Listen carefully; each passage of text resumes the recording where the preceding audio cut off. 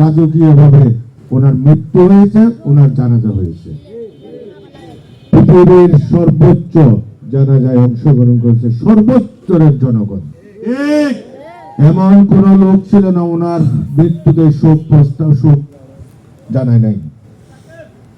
তাই আমরা আমাদের নেত্রী, দেশ নেত্রী মরহুম খালেদা জিয়ার উত্তরসূরি, শহীদ প্রেসিডেন্ট জিয়া রহমানের উত্তরসূরি, আমাদের প্রিয় নেতা বাংলাদেশ জাতীয়তাবাদী দলের